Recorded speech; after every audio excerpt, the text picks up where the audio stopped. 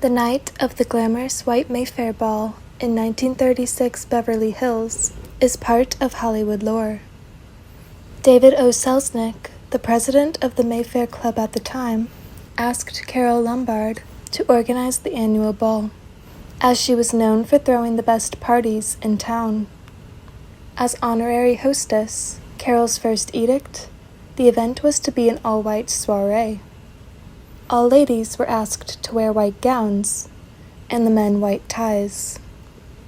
She supervised the decorating of the Victor Hugo, which transformed into a beautiful setting in white.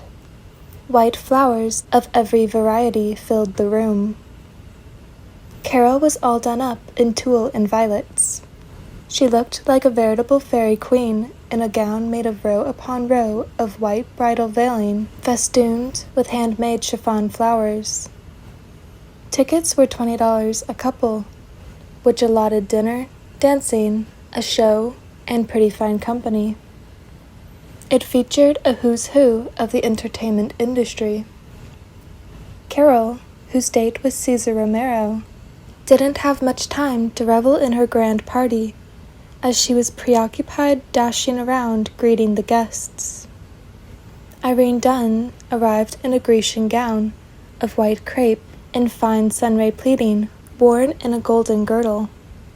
Sally Eilers, too, chose a Grecian gown of white crepe. Dolores Del Rio wore white angel skin satin.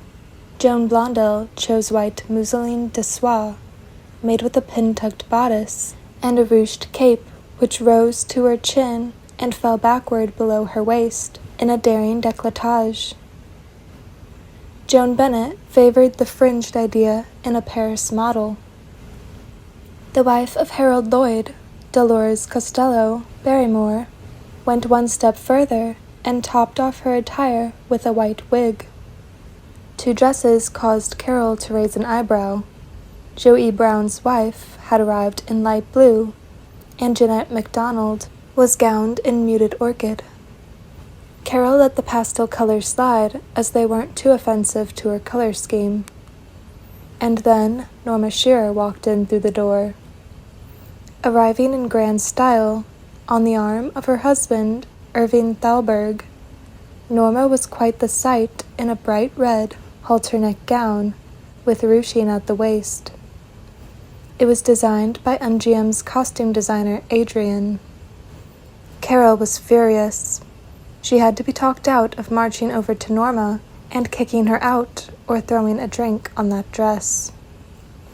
The infamous night was also the start of one of Hollywood's greatest romances. Though each came with different people, the ball was where Carole Lombard and Clark Gable were reintroduced to each other, marking the beginning of their love story.